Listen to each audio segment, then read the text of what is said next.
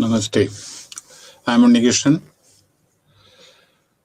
This is the launched, ഇതിലെ BPAG 171 unit 15 ഇത് last class ആണ്. അപ്പോൾ കാരണം ഇതാണ് 15ാമത്തെ യൂണിറ്റ് 15 ഞാൻ എടുക്കുന്നത്. Disaster management 171. ഓക്കെ, അപ്പോൾ ഇതിൽ 15 അതായത് നമ്മുടെ ഇന്ത്യയിൽ നടന്ന നാച്ചുറൽ കലാമിറ്റീസിനെ പറ്റിയിട്ടാണ് വളരെ പ്രധാനപ്പെട്ട, ഇതുകൂടാതെ പലതുണ്ട്.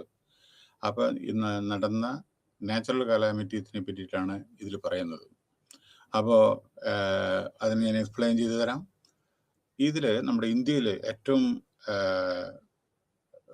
ഇതിൻ്റെ ഇൻട്രൊഡക്ഷനാണ് ഡിസാസ്റ്റർ മാനേജ്മെന്റ് കേസ് സ്റ്റഡീസ് ആണ്. എന്താ കാരണം വെച്ചാൽ ഓരോരോ സംഭവം നാച്ചുറൽ കലാമിറ്റി വന്നതിന് ശേഷം നമ്മൾ പലതും പഠിച്ചു.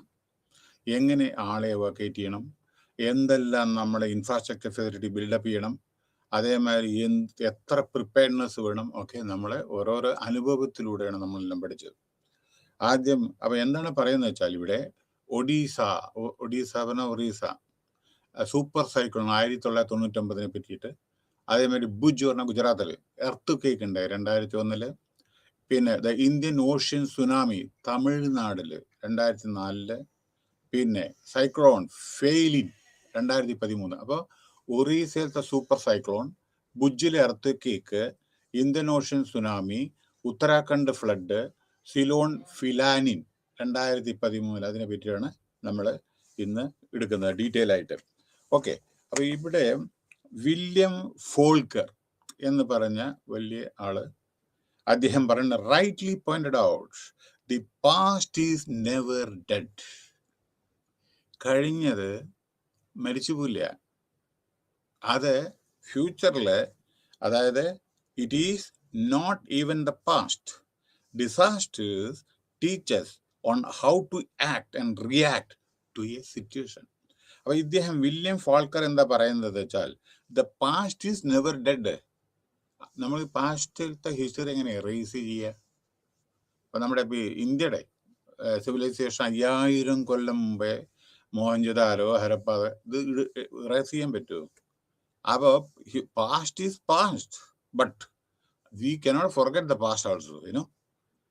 അതെന്നല്ലേ നമ്മൾ പഠിച്ചു വരുന്നത്. നോക്കൂ, ഓരോരോ മുഗൾ സാമ്രാജ്യം, മറ്റേ ഓരോരോ ഇതിന്ന് അത് കഴിഞ്ഞിട്ട് നമ്മുടേത് ബ്രിട്ടീഷുകാർ വന്നു. ബ്രിട്ടീഷുകാരെന്ന് ഇന്ത്യ സ്വാതന്ത്ര്യം നേടി.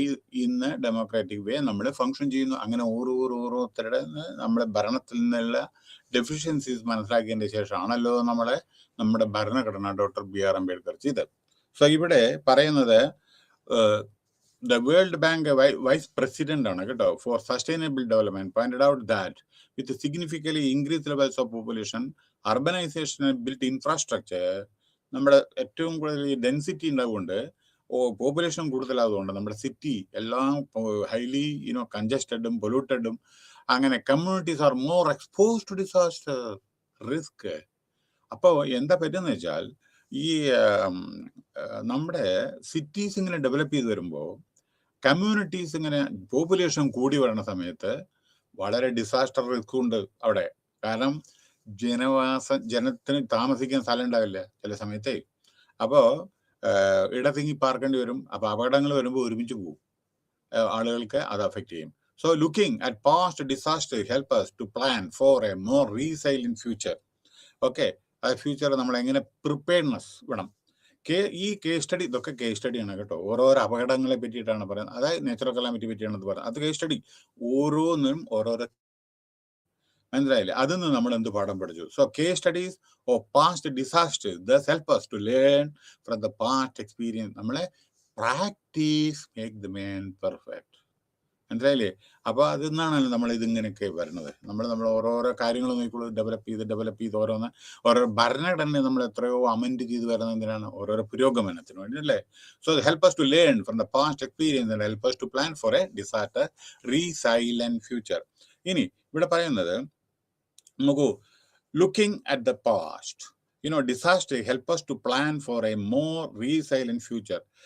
പിന്നെ പ്രധാനപ്പെട്ട ഒരു ഘടകം, ഇൻ ദി ലാസ്റ്റ് 17 years, അല്ല രണ്ട് ഡിക്കേഡ് എന്ന് പറയാം, years, India had faced about 300 disaster ഉണ്ടായിരുന്നു കഴിഞ്ഞ 17 കൊല്ലത്തിനുള്ളിൽ. അതിൽ ചിലതാണത്. ഓക്കെ, അപ്പോൾ 300 disaster which had claimed about 76,031 76,031 live എന്ന് പറഞ്ഞാൽ ലക്ഷത്തിന് മീതെ ഇത് ഒഫീഷ്യലാണ്. മരണം എപ്പോഴും കമ്മിയായിട്ട് റിപ്പോർട്ട് ചെയ്യൂ, കാരണം ജനങ്ങൾ പേടിച്ചിട്ട്.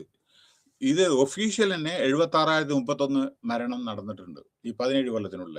ഓർക്കണേ, 76,000 പറഞ്ഞാൽ ചിലപ്പോൾ 1,76,000 ചിലപ്പോൾ. കാരണം എന്തറിയോ, ഡെഡ് ബോഡി കിട്ടില്ല ചിലപ്പോൾ. മണ്ണിന്റെ അടിപ്പെട്ടത് ചിലപ്പോൾ ഡെഡ് ബോഡി കിട്ടില്ല. ഡെഡ് ബോഡി കിട്ടാതെ മരിച്ചു എന്ന് പറയുമ്പോൾ അത് വരുന്നുണ്ട്. അപ്പോൾ നിങ്ങൾക്ക് മനസ്സിലാവും ചിലത്. അതായത് ചിലപ്പോൾ മണ്ണിന്റെ അടി പോയിട്ടുണ്ടെങ്കിൽ ശവം കിട്ടാതെ മരിച്ചു എന്ന് ഡിക്ലെയർ ചെയ്യാൻ പറ്റില്ല. ആ മണ്ണിന്റെ അടിയിൽ തന്നെ അത് കിടക്കും. അപ്പൊ നമ്മൾ കണ്ടില്ല, ആളെ കണ്ടു കിട്ടിയില്ല എന്നേ പറയൂ, മരിച്ചു എന്ന് പറയില്ല. അപ്പൊ അങ്ങനെ പലതും ഉണ്ട്. അപ്പോ ഇവിടെ പറയുന്നത് എന്താണെന്ന് വെച്ചാൽ 76,331 ആള് മരിച്ചു. അപ്പൊ ഈ ഇതില് നമ്മുടെ യൂണിറ്റില്, ഈ 15ാമത്തെ യൂണിറ്റില് you are given insight on some of the landmark disaster events and നമ്മുടെ ഏറ്റവും വലിയ ഡിസാസ്റ്റർ ആണ് അത്. ഇപ്പൊ വായിക്കുമ്പോൾ നിങ്ങൾക്ക് മനസ്സിലാവും എന്താണെന്ന്.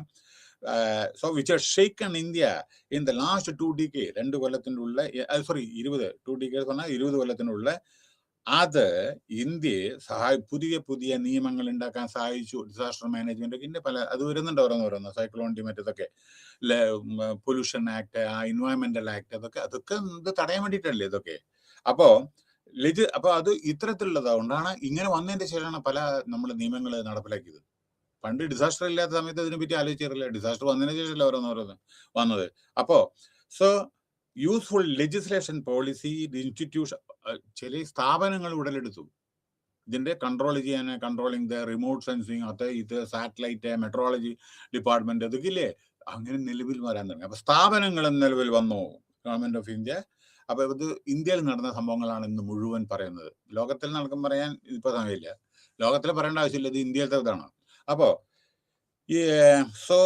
ഇന്ത്യ അങ്ങനെ പല ലെജിസ്ലേഷൻ, അതായത് ഡിസാസ്റ്റർ മാനേജ്മെന്റ് പറ്റിയിട്ട് പലതും സംഭവിച്ചു. ഇനി അടുത്തത് ഒഡീസ എന്ന് പറഞ്ഞാൽ 1990 ഒഡീസ സൂപ്പർ സൈക്ലോൺ, ഏറ്റവും വലിയ സൈക്ലോൺ 1900. വളരെ ശ്രദ്ധാപൂർവം കേൾക്കണം കേട്ടോ. ഒഡീസ പറഞ്ഞ ഒറീസാണ്. Super cyclone 1999. നോക്കൂ, 1999 അത് ഒറീസയായിരുന്നു. ഒറീസ ഒഡീസയായിട്ട് പരിണമിച്ചു. അത് ലോക്കൽ ലാംഗ്വേജ്. അത് 2021. ഇപ്പൊ ചെന്നൈ, നമ്മുടെ പണ്ടത്തെ തമിഴ്നാടിന് ഇപ്പൊ ചെന്നൈ, അല്ല മദ്രാസിന് ചെന്നൈ എന്ന് പറയുന്നില്ലേ, ഇല്ലേ, ബോംബെക്ക് മുംബൈ എന്ന് പറയുന്നില്ല, അതേ പ്രകാരം ഒഡീസയ്ക്ക് അത് 2011 ഈ സംഭവം നടക്കുമ്പോൾ അത് ഒറീസയാണ്. അപ്പോ ഈ ഒറീസ എന്ന് പറയുന്നത് ഇപ്പൊ ഇനി ഒഡീസ എന്ന് പറയണം, പണ്ടത്തെയാണ് ഒഡീസ പറഞ്ഞ ഒറീസയാണ്, മറക്കരുത്. Odisha remain one of the most disaster prone states in India. അപകടങ്ങളുടെ നൂലാമാലയാണ് അവിടെ. കാരണം വെള്ളപ്പൊക്കം, ഭൂമികുലുക്കം, ഇതൊക്കെ സർവ്വസാധാരണ. Okay, so one of the most disaster prone states in India. Okay, അത് ഒറീസയാണ്. പിന്നെ അത് ഏറ്റവും കോൺസ്റ്റന്റ് ഫിനോമിന, അത് വന്നുകൊണ്ടേയിരിക്കുന്നു. വെള്ളപ്പൊക്കം, സൈക്ലോണ്, അതേമാതിരി so many other things, natural calamities, earthquake, ഇതെല്ലാം വന്നുകൊണ്ടേയിരിക്കുന്നു. അപ്പൊ ഒറീസ ശരിക്ക് വളരെ എന്താ പറയണ്ടേ, ഈ ഡിസാസ്റ്റർ പ്രോൺ സ്റ്റേറ്റ് ആണ്. അത് ഒറീസ അല്ല, അതേമാതിരി വേറെ സ്റ്റേറ്റ് ഉണ്ട്. ഇപ്പൊ നമ്മളിപ്പോ ഒറീസയെ പറ്റിയിട്ട് if I M telling Orissa, please treat it as Orissa പണ്ടായിരുന്നു. ഓക്കെ, അപ്പോ disaster prone states in India, അത് കോൺസ്റ്റന്റ് ആയിട്ട് കണ്ടിന്യൂസ് ആയിട്ട് ഓരോരോ കൊല്ലം വെള്ളപ്പൊക്കം ഉണ്ടായിക്കൊണ്ടേയിരിക്കുന്നു. മഹാനദി, ബേ ഓഫ് ബംഗാൾ അപ്പുറത്ത്, മനസ്സിലായില്ലേ, വലിയ ഇപ്പുറത്ത് അങ്ങോട്ട് വന്നിട്ടുണ്ടെങ്കിൽ ഗംഗാനദിയായി ആ സമയത്ത്. അങ്ങനെ പല പല സംഭവങ്ങളും പല സ്ഥലത്തും നടക്കുന്നു. ചിലപ്പോൾ ഈ കോസി റിവർ നമ്മുടെ ബീഹാറിലെ എന്നും തീരാ ദുഃഖമാണ്. ചില നദികളുടെ വെള്ളപ്പൊക്കം, ജനങ്ങളുടെ വെള്ളം ഉള്ളിലേക്ക് വന്ന് കംപ്ലീറ്റ് വീടെല്ലാം നശിച്ച് ഭക്ഷണമില്ല, ഒന്നുമില്ലാണ്ട് അങ്ങനെ മരണം പലതും സംഭവിക്കും. അപ്പൊ ചിലതൊക്കെ ഡിസാസ്റ്റർ പ്രോൺ ഏരിയയാണ്. അപ്പോ ഈ ഒഡീസ സൂപ്പർ സൈക്ലോണിനെ പറ്റി 1999 പറ്റിയിട്ടൊന്ന് പറയട്ടെ. ഒന്ന്, ഒഡീസ എന്ന് പറയുന്നത്, if I M telling Orissa, please treat it as Odisha. Okay, now Odisha എന്ന് പറയുന്നത് 30 ഡിസ്ട്രിക്റ്റ് ആണ്. വളരെ ശ്രദ്ധാപൂർവം കേൾക്കണേ. 30 ഡിസ്ട്രിക്റ്റ്, 314 ബ്ലോക്ക്, 6799 ഗ്രാം പഞ്ചായത്താണ്, 50,972 റവന്യൂ വില്ലേജസ് ഉണ്ട്. 50,972.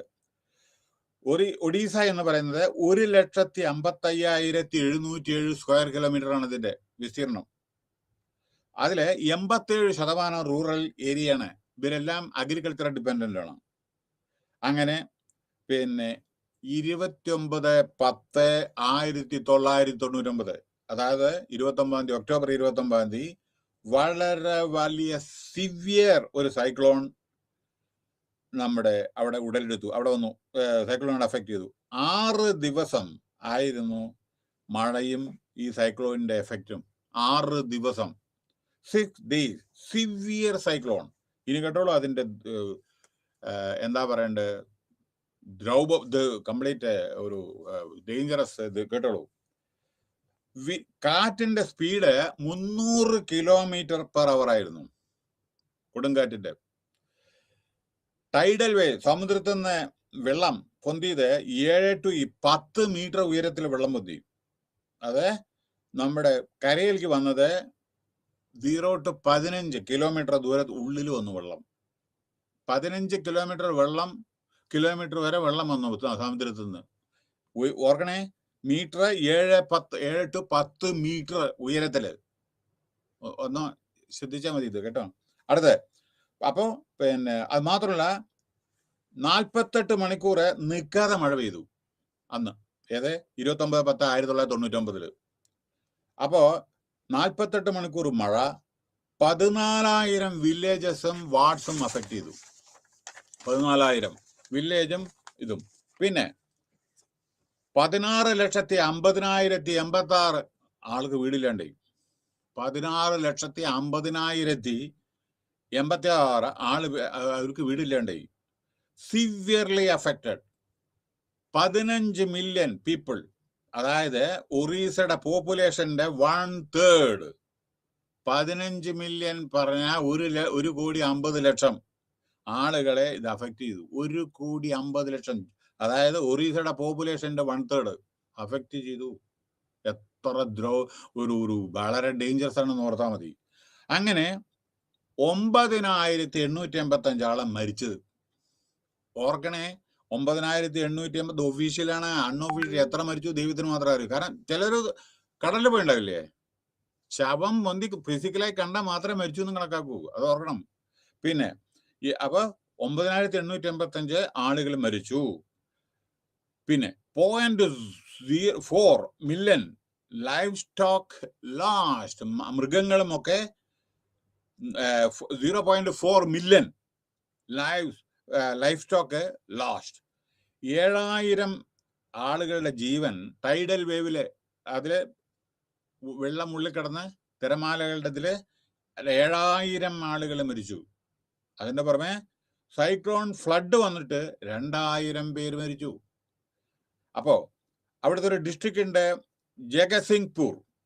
അവിടെ 8,119 ആളാണ് മരിച്ചത് ഒറ്റ ഡിസ്ട്രിക്റ്റില്. 8,000. ഓർക്കണേ, ഇത് കമ്മിയാണ്. അപ്പൊ ഇത് ഒഫീഷ്യല് ആണത്. അപ്പൊ അൺഒഫീഷ്യൽ എത്രയോ ദൈവത്തിന് മാത്രമേ അറിയൂ. 8,119 ലൈവ് അന്ന് ഈ ഡിസ്ട്രിക്റ്റിൽ മാത്രം മരിച്ചു. ഇനി പ്രധാനപ്പെട്ട ഒരു കാര്യം, 30,70,000 കുട്ടികളെ അഫക്റ്റ് ചെയ്തു. 3.7 മില്യൺ. 1 മില്യൺ പറഞ്ഞ 10 ലക്ഷമാണ്. 30,70,000 കുട്ടികളെ അഫക്റ്റ് ചെയ്തു. അതിനൊക്കെ പുറമെ 1,500 കുട്ടികള് അച്ഛനും അമ്മയും ഇല്ലാണ്ടായി. ഓർഫൺസ്, മനസ്സിലായില്ലേ? ഓർഫൺ ഇതില് ആയിട്ട് അനാഥ കുട്ടികളായി 1,500. പിന്നെ ഇതിനുശേഷം നമ്മളിപ്പോ ഒഡീസ സൂപ്പർ സൈക്ലോണിനെ പറ്റി പറയണത്, അതിനുശേഷം എന്താ സംഭവിച്ചത്? എപ്പിഡമിക് രോഗങ്ങള്. റോഡുകളും ഡെബ്രീസും റിമൂവ് ചെയ്താലല്ലേ അവിടെ വെള്ളമൊക്കെ എത്തിക്കാൻ പറ്റൂ. NGO അവർക്ക് റിലീഫ് മെറ്റീരിയൽ എല്ലാം ട്രക്കിൽ കൊടുക്കണം. റോഡ് വേണ്ടേ? അതെല്ലാം പൊളിഞ്ഞ് പോയി. അതെല്ലാം നിരക്കണ്ട ആദ്യം. പിന്നെ ഏറ്റവും പ്രധാനപ്പെട്ട ഹെൽത്ത് ഗ്രൗണ്ടില് ഡയറിയ, ഡിസെൻട്രി, മലേറിയ, ഫീവർ അങ്ങോട്ട് വരാൻ തുടങ്ങി. വെള്ളം വന്നിട്ട് ഉള്ളിൽ വന്നിട്ട് അസുഖങ്ങൾ പലതും, വാട്ടർ ബോൺ ഡിസീസസ് വരും. പിന്നെ അതിനു പുറമെ ശവങ്ങള്, ഈ മൃഗങ്ങളുടെ ശവം, മനുഷ്യരുടെ ശവം കുന്നുകൂടി കിടക്കണ്ടായിരുന്നു. റോട്ടിലും മരത്തിന്റെ മുകളിലും ചില്ലകളൊക്കെയാണ് ഉണ്ടായിരുന്നത്.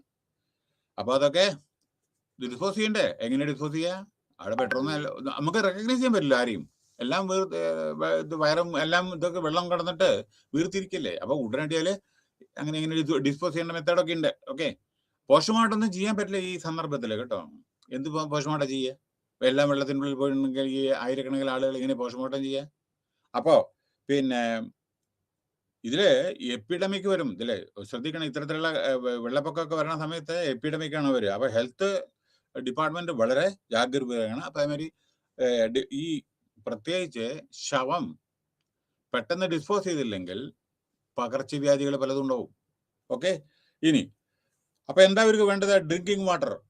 ഓക്കെ, വാട്ടർ പ്യൂരിഫൈങ് ടാബ്ലറ്റ് നമ്മുടെ വെള്ളത്തില്, പിന്നെ തുണി, പിന്നെ ബ്ലാങ്കറ്റ്, തണുപ്പ്. അവിടെ തണുപ്പ് വരുമല്ലേ, കോസ്റ്റൽ ഏരിയ അല്ലേ.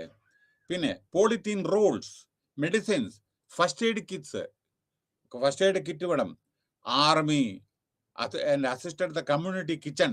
പിന്നെ കമ്മ്യൂണിറ്റി കിച്ചൺ ഇല്ലേ, നമ്മുടെ ഭക്ഷണമൊക്കെ തയ്യാറാക്കാൻ എത്ര ജനങ്ങൾക്കാണ്, ആയിരക്കണക്കിന് ആളുകൾക്ക് ഭക്ഷണം ഉണ്ടാക്കണ്ടേ. ആർമി ഇടപെട്ട് അവർ ഹെൽപ്പ് ചെയ്തു. കിച്ചൺ, പിന്നെ ഹോസ്പിറ്റൽ വേണ്ടേ, ഹോസ്പിറ്റലും എല്ലാം തകർന്നു പോയില്ലേ. അപ്പൊ ടെമ്പററി ഹോസ്പിറ്റൽ വേണം, അത് ആർമിയാണ് ഹെൽപ്പ് ചെയ്ത്. റോഡ് ആർമിയാണ് ഹെൽപ്പ് ചെയ്ത്. മെഡിക്കൽ പുറത്തുള്ള ഡോക്ടർ വേണ്ടേ, നഴ്സ് വേണ്ടേ, ബെഡ് വേണ്ടേ, അപ്പോ മെഡിസിൻ ഇതെല്ലാം വേണ്ടേ, ഓക്സിജൻ ഇതെല്ലാം വേണ്ടേ. അപ്പൊ ബെഡ് ഇതൊക്കെ അതിനുള്ള തയ്യാറെടുപ്പ് ആർമി വളരെയധികം ഹെൽപ്പ് ചെയ്തു. മാത്രമല്ല നാഷണൽ ആൻഡ് ഇന്റർനാഷണൽ NGO, എന്താ ഇന്റർനാഷണൽ റെഡ് ക്രോസ്, നമ്മുടെ നാഷണൽ ആയിട്ട് എത്ര NGOs അവരൊക്കെ. അപ്പോ അത് കഴിഞ്ഞ് ഇത്തരത്തിലുള്ള അപകടങ്ങൾ വന്നതിന് ശേഷം ഗവൺമെന്റ് നമ്മള് ലോങ് ടേം മെഷർ പലതും ചെയ്തു. റിഹാബിലിറ്റേഷൻ, ഇവരെ മാറ്റി താമസിപ്പിക്കുക. പിന്നെ പല പല ഇൻസ്റ്റിറ്റ്യൂഷൻ ഉടലെടുത്തു. കമ്മ്യൂണിറ്റി, ആ ജനങ്ങൾ തിരിച്ചു വരിക. ഒരു അപകടം വന്നിട്ടുണ്ടെങ്കിൽ ആ അപകടം നടന്നതിന് ശേഷം ജനങ്ങൾ തിരിച്ചു വരുമല്ലോ. ഓക്കെ, പിന്നെ community return back to normalcy. അപ്പൊ നോർമൽസി ആളുകളെ കൊണ്ടുവരാൻ വേണ്ടിയിട്ട് അതിനുശേഷം ഇവരെന്താ ചെയ്തെന്ന് വെച്ചാൽ Odisha state disaster management authority എന്ന് പറഞ്ഞ ഒരു സ്ഥാപനം നിലവിൽ വന്നു. കാരണം ഇത്തരത്തിൽ അവിടെ എന്നുള്ളതാണ്, ഓരോ കൊല്ലം വരുന്നതാണ്. അപ്പോ ഈ social issues related to disaster management പറ്റി ഡിസ്കസ് ചെയ്തു. പിന്നെ കപ്പാസിറ്റി ബിൽഡിങ്, അവയർനെസ്, ആളുകളുടെ അവയർനെസ് കൊടുക്കുക. പിന്നെ ദെൻ ഇന്റർ ഓർഗനൈസേഷണൽ ഓരോന്നും കോർഡിനേറ്റ്. ഇന്നലെ ഞാൻ എക്സാമ്പിൾ പറഞ്ഞില്ലേ, കോർഡിനേഷൻ ഇല്ല എന്നുണ്ടെങ്കിൽ ആളുകളെ രക്ഷപ്പെടുത്തുന്ന സമയത്ത് സപ്പോസ് ഹെലികോപ്റ്റർ ഇല്ല വിചാരിക്കുക, ആള് വെള്ളത്തിൽ ഒലിച്ചു പോവാണ് വിചാരിക്കുക, അല്ലെങ്കിൽ നേവി ഇല്ല വിചാരിക്കുക, വെള്ളത്തിൽ നിന്ന് എങ്ങനെ രക്ഷപ്പെടുത്ത ആളുകൾ? നമുക്ക് പോയിട്ട് ഇത്ര ഭയങ്കര ഒഴുക്കുള്ള ഈ റിവറിൽ നമ്മൾ പോയിട്ട് രക്ഷപ്പെടുത്താൻ പറ്റും? വല്ല ബോട്ടിലോ മറ്റേ ചെറുതിൽ പറ്റില്ല. നേവി വേണം, കോസ്റ്റ് ഗാർഡ്, മറ്റേ ഇതൊക്കെ ഇവരൊക്കെ ആവശ്യമാണ് നമുക്ക്. Okay, so yes. ഇനി അപ്പൊ എന്താണ് ഈ ഒറീസ സ്റ്റേറ്റ് ഡിസാസ്റ്റർ മാനേജ്മെന്റ് അതോറിറ്റിയിലെ നിലവിൽ വന്നതിന്റെ ശേഷം ഇതൊന്നും ഇല്ലാത്ത സമയത്ത്, സാധാരണ സമയത്ത് 90% അവര് ഫ്യൂച്ചറിൽ ഇതുമാതിരി വരുമെന്നതിനെ പ്രിപ്പയർ ചെയ്യാൻ വേണ്ടിയിട്ട് ഉപയോഗിക്കും. 90%. ഈ സമാധാന സമയത്ത് 10% റീകൺസ്ട്രക്ഷൻ, നശിച്ചുപോയ ബിൽഡിങ് റീകൺസ്ട്രക്ട് ചെയ്യാൻ വേണ്ടിയിട്ടും വീടുകളൊക്കെ ഉണ്ടാക്കാൻ വേണ്ടി, റോഡൊക്കെ ഉണ്ടാക്കാൻ വേണ്ടി ഈ ഇൻസ്റ്റിറ്റ്യൂഷനാണ് പിന്നെ Odisha state disaster management authority. അപ്പോ പക്ഷേ പെട്ടെന്ന് എന്തെങ്കിലും ഡിസാസ്റ്റർ വന്നു വെച്ചാൽ 90% അവരുടെ ആക്ടിവിറ്റി റീകൺസ്ട്രക്ഷന് വേണ്ടിയിട്ടും ഇൻഫ്രാസ്ട്രക്ചർ ഉണ്ടാക്കാൻ വേണ്ടിയിട്ടും കമ്മ്യൂണിക്കേഷൻ സിസ്റ്റം റെസ്റ്റോർ ചെയ്യാൻ വേണ്ടിയിട്ടും, കാരണം മരങ്ങളെല്ലാം കടപുഴകി ഒഴുകും കാറ്റത്ത് ഇല്ലേ, അങ്ങനെയൊക്കെയാണ് ചെയ്തത്. അതാണ് ഒഡീസ സൂപ്പർ സൈക്ലോൺ. ഇതാണ് summary. Next, Bhuj earth cake. Bhuj earth cake പറഞ്ഞ ഗുജറാത്താണത്. 2001. ഗുജറാത്തിനെ പറ്റി പറയുമ്പോൾ ശ്രദ്ധിക്കണം, Gujarat is one of the highly industrialised state in India. ഇന്ത്യയിലെ ഇന്നത്തെ പേപ്പറിലുണ്ട് 2ാം സ്ഥാനമാണ്. അത് പക്ഷേ ഇൻഡസ്ട്രി വൈസ് വളരെ അധികം എക്സ്പാൻഡ് ചെയ്ത ഒരു സ്റ്റേറ്റ് ആണ് നമ്മുടെ ഗുജറാത്ത്. ഇന്നത്തെ റിപ്പോർട്ട് പ്രകാരം ഇന്ന് ആർട്ടിക്കിൾ ഞാൻ വായിക്കേണ്ടായി.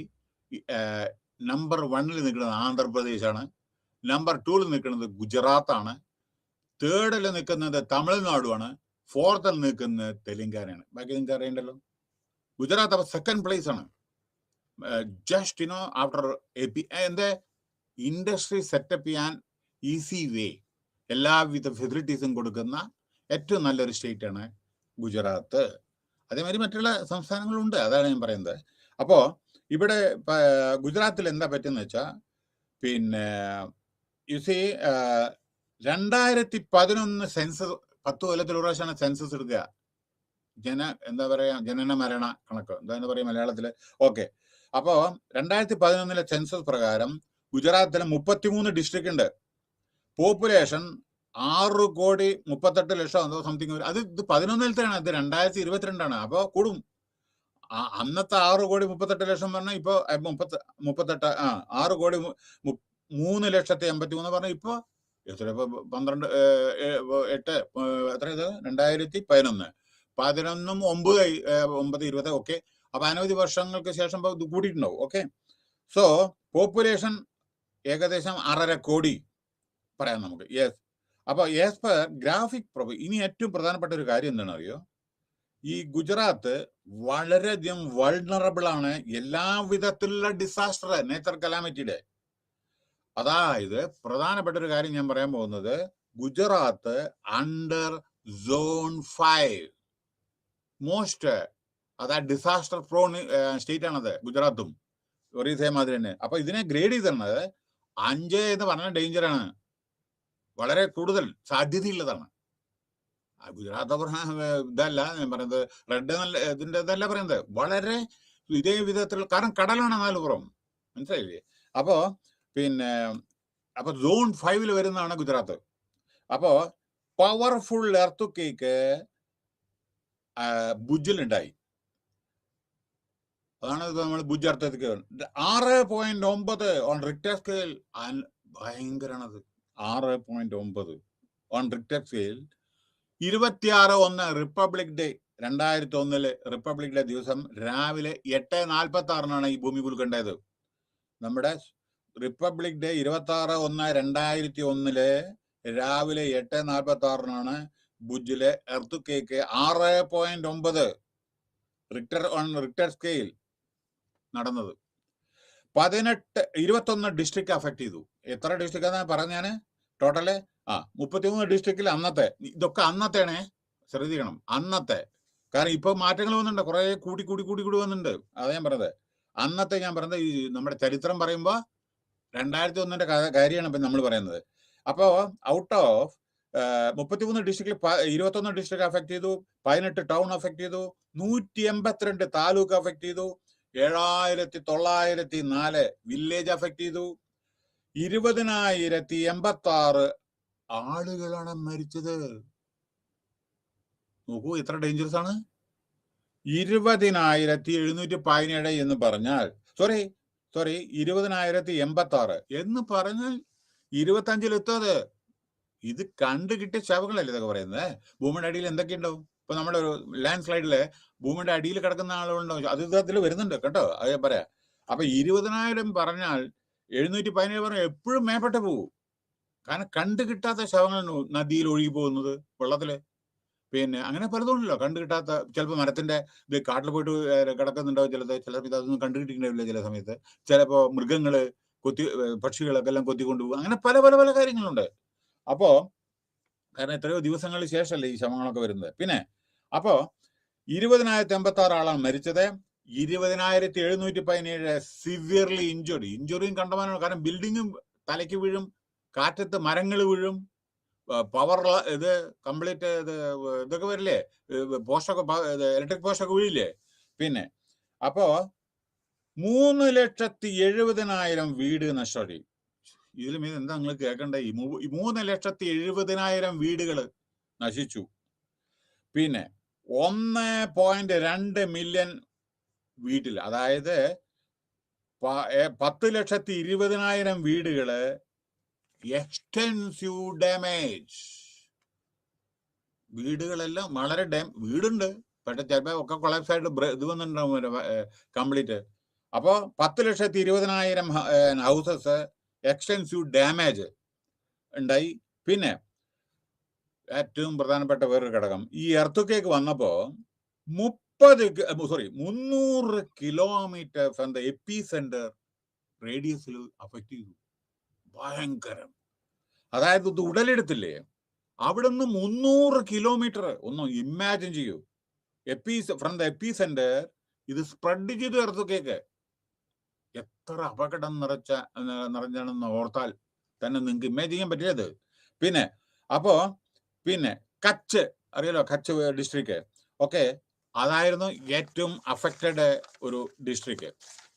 ഓക്കെ, പിന്നെ 450 വില്ലേജ് കംപ്ലീറ്റ് പോയി, ഡിവാസ്റ്റേറ്റഡ് ആൻഡ് ഡിസ്ട്രോയിഡ്. ഇൻഡസ്ട്രീസ് എല്ലാം നാശമായി, തരിപ്പണമായി. ബ്രിഡ്ജ് എല്ലാം ഒലിച്ചുപോയി, റോഡെല്ലാം പൊട്ടിപ്പോയി, ടെലികമ്മ്യൂണിക്കേഷൻ എല്ലാം താറുമാറായി. അങ്ങനെ പിന്നെ നാഷണൽ കലാമിറ്റി ഇതൊക്കെ started monitoring and situation round the clock. അങ്ങനെ പ്രൈം മിനിസ്റ്ററുടെയും മറ്റുള്ള പല ഇതിൻ്റെ റിലീഫ് ഫണ്ട് ഫ്ലോ ചെയ്യാൻ തുടങ്ങി അവർക്ക്. കാരണം ജനങ്ങൾക്ക് ഇതെല്ലാം കൊടുക്കണമല്ലോ. അപ്പോൾ സെൻട്രൽ ഗവൺമെൻറ്റും prime minister relief fund, chief minister relief fund ഉണ്ട്. NGOs പിന്നെ പുറത്തു വന്ന് അവരും അതേ ഇത് ഹെൽപ്പ് ചെയ്യാൻ വേണ്ടിയിട്ട് വളരെയധികം ഇത് ചെയ്തു. മനസ്സിലായില്ലേ? അപ്പോൾ ഇങ്ങനെ ഗുജറാത്ത് അതിനുശേഷം ഡിസാസ്റ്റർ മാനേജ്മെന്റ് അതോറിറ്റി അതിനുശേഷം എന്താ നമ്മൾ ഇവർ നടത്തി വെച്ചാൽ എല്ലാവർക്കും റിലീഫ് കൊടുത്തു. പ്രൈം മിനിസ്റ്ററുടെ ഡൊണേഷൻ, ചീഫ് മിനിസ്റ്ററുടെ ഡൊണേഷൻ, NGOസിന്റെ പ്രവർത്തനം, പല ഇൻഫ്രാസ്ട്രക്ചർ, ഇതെല്ലാം രണ്ടാമത് റീബിൽഡ് ചെയ്യാൻ, ആളുകളെ മാറി താമസിപ്പിക്കാം. അങ്ങനെ ഡിസാസ്റ്റർ മാനേജ്മെന്റ് അതോറിറ്റി ഗുജറാത്തിന്റെ 8/2/2001 നിലവിൽ വന്നു.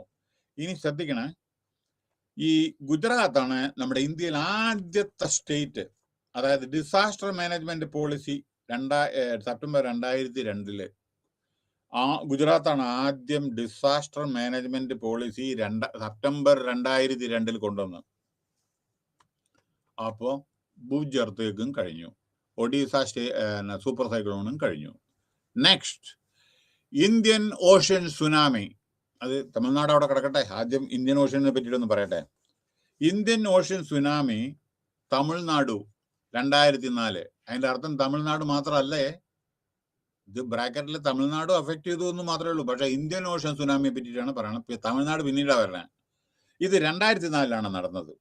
26/12/2004 ഈ ഇന്ത്യൻ ഓഷ്യൻ സുനാമി വന്നത്. അതായത് ബേ ഓഫ് ബംഗാൾ ഉൾക്കടലില് west coast of northern Sumatra ഐലൻഡില്, ഇന്തോനേഷ്യയിലെ Sumatra west coast of northern Sumatra, അതിന്റെ നോർത്തേൺ പാർട്ടില് west coast of northern Sumatra in Indonesia, അവിടെയാണ് ഇത് പിന്നെ സ്റ്റാർട്ട് ചെയ്ത്. അതിന് പുറമെ huge and strongest marine earthquake. അതായത് എന്താ വെച്ചാൽ സമുദ്രത്തിലെ അടിയിൽ എർത്തുക്കേക്ക് ഉണ്ടാവുക ചെയ്തത്. അപ്പോൾ വെള്ളം മുഴുവൻ മേപ്പെട്ടടി കംപ്ലീറ്റ് ഒക്കെ സമുദ്രത്തിലാണ് എർത്തുക്കേക്ക് ഉണ്ടായത്. എങ്ങനെ അറിയാം? 9.0 ബിഗസ്റ്റ്. എനിക്ക് തോന്നുന്നത് 9.7 ആണ് തോന്നുന്നുണ്ട്, എനിക്ക് ഓർമ്മയില്ല. ഞാൻ UGC നെറ്റ് ക്ലാസ്സിൽ 9.7 അതുകൊണ്ട് ചിലിയിൽ പണ്ടുണ്ടായത് ഒരു കാലത്ത് തോന്നുന്നു 9.7. അത് ചിലിയിൽ മാത്രമേ ഉണ്ടായുള്ളൂ. പക്ഷെ ഇത് 9.0 ആണ് നമ്മുടെ സമുദ്രത്തിൽ നിന്ന് ഉള്ളിലുണ്ടായത്. അത് പൊന്തി. അപ്പൊ ഇന്തോനേഷ്യയിലാണ് വന്നത്. അപ്പൊ അത് വന്നപ്പോൾ എന്ത് ചെയ്തു? വെള്ളം മുഴുവൻ കംപ്ലീറ്റ്, തിരമാലകളെല്ലാം ഉയരില്ലേ. അപ്പോ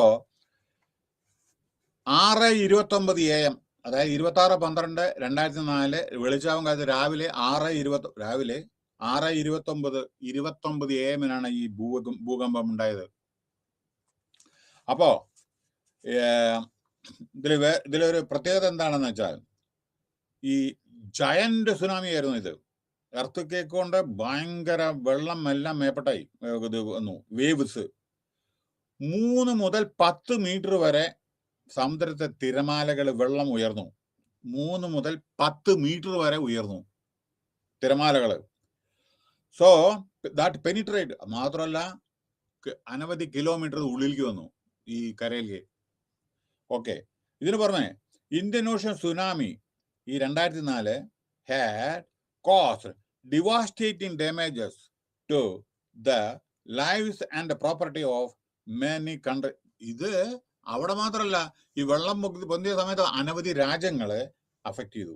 20 രാജ്യങ്ങളിൽ അഫക്റ്റ് ചെയ്തു. ഇന്ത്യ, പാകിസ്ഥാൻ, മറ്റുള്ള പല പല പല സമുദ്രത്തിന്റെ അടിയിൽ കിടക്കുന്ന എല്ലാ സ്ഥലം 20 രാജ്യങ്ങൾ അഫക്റ്റ് ചെയ്തു ഈ വെള്ളം. അപ്പോ കാഷ്വാലിറ്റീസ് പിന്നെ 2.2 മില്യൺ, 20,20,000 ആളുകളെ അഫക്റ്റ് ചെയ്തു. 20 രാജ്യങ്ങൾ അഫക്റ്റ് ചെയ്തു. ഡാമേജസ് പറയാൻ പറ്റില്ല. പിന്നെ Indian ocean tsunami affected nearly 2260 kilometre വരെ ഈ സുനാമി കോസ്റ്റൽ ഏരിയയില്, നമ്മുടെ ഇന്ത്യയുടെ 2260 kilometre Indian coastal area affect ചെയ്തു. പിന്നെ അത് മാത്രമല്ല, Indian coastal area which covered state like Tamil Nadu, Kerala, Andhra Pradesh, Puducherry, Andaman Nicobar islands. പുതുച്ചേരിയും അണ്ടമാൻ നിക്കോബാറും യൂണിയൻ ടെറിട്ടറി ആയിരുന്നു. ഓക്കെ. പിന്നെ തമിഴ്നാട്, കേരള, ആന്ധ്രാപ്രദേശ് ഇതൊക്കെ കടൽ തീരത്തിന്റെ അടുത്താണല്ലോ നിൽക്കുന്നത്. അപ്പൊ അവിടെ എല്ലാം അഫക്റ്റ് ചെയ്തു. അതിന് കേട്ടോളൂ, ഇതുകൊണ്ട് എന്താ ഉണ്ടായത്? ഈ കണക്കെല്ലാം വളരെ കമ്മിയായിട്ടാണ് പറയുന്നത്. 12,405 ആൾ മരിച്ചു. പിന്നെ ഇഞ്ചുറി 6,900 പറഞ്ഞ അതൊന്നുമല്ല, എത്രയോ അതിന്റെ 10 ഇരട്ടി ഉണ്ടാവും ഇഞ്ചുറി. പിന്നെ 64,759 ആളുകളെ വീടും പോയി ഒക്കെ പോയി മാറ്റി താമസിപ്പിക്കേണ്ടി വന്നു.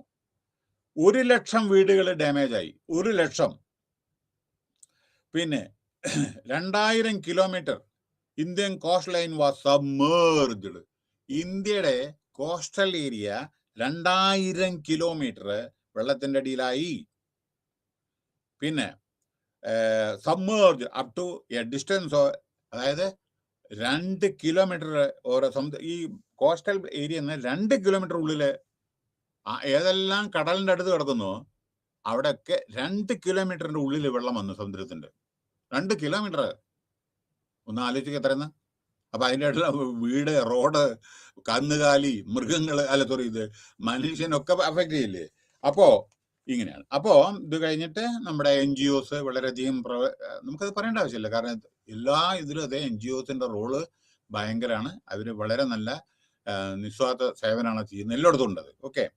അപ്പോ from the national calamity contingency fund ഈക്വലൻ അവർ എന്താ ചെയ്തതെന്ന് വെച്ചാൽ, ഇത് കണ്ടിട്ട് കാരണം ഇത്ര വലിയ അപകടങ്ങളല്ലേ, അപ്പോ എന്താ ചെയ്തതെന്ന് വെച്ചാൽ $112 million allocated to the disaster affected states and union territories. അതായത് അപ്പൊ എന്താ ചെയ്തതെന്ന് വെച്ചാൽ $112 million അലോക്കേറ്റ് ചെയ്തു. ഈ ഡിസാസ്റ്റർ ഏതെല്ലാം സംസ്ഥാനങ്ങളിലും യൂണിയൻ ടെറിട്ടറീസിലാണ് അഫക്റ്റ് ചെയ്ത് അവിടേക്കെല്ലാം കൊടുക്കാൻ വേണ്ടിയിട്ട് ഗവൺമെന്റ് അലോട്ട് ചെയ്തു. ഇതിനു പുറമെ അപ്പൊ ഈ 2 യൂണിയൻ ടെറിട്ടറിക്കും അന്ന് പുതുച്ചേരി, അതിന്റെ പുറമെ നമ്മുടെ പുതുച്ചേരി ഇപ്പോൾ ചീഫ് മിനിസ്റ്റർ എല്ലാണ്ട് പിന്നെ ആൻഡമാൻ നിക്കോബാർ അത് യൂണിയൻ ടെറിട്ടറിയാണ്. ഇവർക്കൊക്കെ ഈ പൈസ സാങ്ഷൻ ചെയ്തു ഗവൺമെന്റ്, കാരണം റീബിൽഡിങ് ആക്ടിവിറ്റീസ്. ഇതിനു പുറമെ തമിഴ്നാട് ഗവൺമെന്റ് എന്താ ചെയ്തതെന്ന് വെച്ചാൽ 4,000 രൂപ അഫക്റ്റഡ് ഓരോരോ വീട്ടുകാർക്കും കൊടുത്തു. അതിന്റെ പുറമെ 1,000 രൂപ 3 മാസത്തിന് കൊടുത്തു. അതിന്റെ പുറമെ പിന്നെ 2,000 രൂപ വില പിടിക്കുന്ന 60 kilo rice, edible oil, 3 litre മണ്ണെണ്ണ, സ്പൈസസ് വർത്ത് ₹2,000 ഇതെല്ലാം വിതരണം ചെയ്തു. 60 കിലോ അരി ഇതെല്ലാം വിതരണം ചെയ്തു തമിഴ്നാട് ഗവൺമെന്റ്. അതിന് പുറമെ 1,00,000 രൂപ സെൻട്രൽ ഗവൺമെന്റ് വേറെയും കൊടുത്തു. മരിച്ച ഫാമിലിക്ക് 1,00,000 രൂപ തമിഴ്നാട് ഗവൺമെന്റും കൊടുത്തു. 1 ലക്ഷം രൂപ സെൻട്രൽ ഗവൺമെന്റ് വേറെയും കൊടുത്തു. മറ്റേ പൈസ റീബിൽഡിങ് ആക്ടിവിറ്റീസിനാണ്, റോഡും ടെലികമ്മ്യൂണിക്കേഷനും വീടുകളും വെച്ച് വരികയാണ്. ഇത് ഇൻഡിവിജ്വൽ മരിച്ച കുടുംബത്തിനും ഇത് രണ്ടും കൂടി കൺഫ്യൂസ് ചെയ്തത്. അത് ഇൻഫ്രാസ്ട്രക്ചർ ഫെസിലിറ്റീസ് എല്ലാം ഡെവലപ്പ് ചെയ്യാൻ വേണ്ടിയിട്ടുള്ളതാണ്. മനസ്സിലായില്ലേ? വാട്ടർ കണക്ഷൻ മറ്റേത് അതൊക്കെ ഉണ്ടല്ല. കാരണം ഈ ഉപ്പുവെള്ളം വന്നിട്ടുണ്ടാവില്ലേ ഇപ്പോൾ ഉള്ളിലേക്ക്, അപ്പൊ നമ്മുടെ കിണർ എല്ലാം ഉപ്പുവെള്ളതായിരിക്കും പലടി, അപ്പൊക്കെ തീയണ്ടേ കംപ്ലീറ്റ്. അപ്പോൾ അങ്ങനെ 1 ലക്ഷം ഓരോ മരിച്ച വീട്ടിലെ 1 ലക്ഷം ഗവൺമെന്റ് സെൻട്രൽ ഗവൺമെന്റും കൊടുത്തു, 1 ലക്ഷം തമിഴ്നാട് കൊടുത്തു. അതേമാതിരി 4000 രൂപ ഒരു റിലീഫ്, 1000 രൂപ പെർ മന്ത്. അതിന്റെ പുറമെ 2000 രൂപ വില പിടിക്കുന്ന ഇതും മറ്റേ നമ്മുടെ എന്താ പറയുക എഡിബിൾ ഓയിൽ, റൈസ്, ഇതെല്ലാം ഒരു കിറ്റും കൊടുത്തു. പിന്നെ ഇതാണ്. അപ്പൊ അതുകൊണ്ട് ഡാമേജ് ആയിട്ടുള്ള അവിടെ അസസ്മെന്റ് ചെയ്തു. എത്ര നാശനഷ്ടം വന്നു, ഡാമേജ്. അതിനൊക്കെ ഇപ്പൊ സയന്റിഫിക് വേ ഉണ്ട് കേട്ടോ. അതിനോട് നമ്മള് കളതരൊന്നും പറയാൻ പറ്റില്ല. ഇതൊക്കെ ബൈ നമ്മുടെ ഇപ്പോഴത്തെ റോബോട്ടും ഇത് എന്താ പറയണ്ടേ, പല വിധത്തിലുള്ള സയന്റിഫിക് വേ ടെക്നോളജി ഉപയോഗിച്ചിട്ട് നമുക്കിത് മെഷർ ചെയ്യാൻ പറ്റും. എത്രയെല്ലാം ഡാമേജ്, എവിടെയെല്ലാം അഫക്ട് ചെയ്തിട്ടുണ്ട്, ഏതെല്ലാം ബിൽഡിംഗ് പോയിട്ടുണ്ട്, റോഡ് പോയിട്ടുണ്ട്, എല്ലാം. ഓക്കെ. നോ അതിന് പുറമെ ഓരോരോ വില്ലേജിലും വില്ലേജ് ഇൻഫർമേഷൻ സെന്റർ VIC തുറന്നു. അതേമാതിരി അതായത് ജനങ്ങൾക്ക് കൊടുക്കാൻ, അതേമാതിരി ഇപ്പോൾ മരുന്ന് ഇന്ന ദിവസം വരുന്നുണ്ട്, ഇന്ന വാക്സിനേഷൻ എടുക്കാം, അല്ലെങ്കിൽ ഫുഡ് ഡിസ്ട്രിബ്യൂട്ട് ചെയ്യുന്നുണ്ട്, റേഷൻ ഡിസ്ട്രിബ്യൂട്ട് ചെയ്യുന്നുണ്ട്, ഇതൊക്കെ പറയാനുള്ള വില്ലേജ് ഇൻഫർമേഷൻ. എന്തെങ്കിലും അവർക്ക് ഡൗട്ട് ഉണ്ടെങ്കിൽ അവിടെ പോയി ചോദിച്ചാൽ മതി. അപ്പോൾ എല്ലാം പറയും. വെള്ളമോ ഡ്രിങ്കിങ് വാട്ടറോ വേറെ എന്തെങ്കിലും ആണെച്ചാലോ എല്ലാം അവർ അവിടെ പോയാൽ പറയാം. പിന്നെ ഇന്റർനാഷണൽ NGOs ഇന്റർനാഷണലും, അതായത് റെഡ് ക്രോസ് ഒക്കെ ഉണ്ടല്ലോ, അവരൊക്കെ ഇറങ്ങി പ്രവർത്തിച്ചു.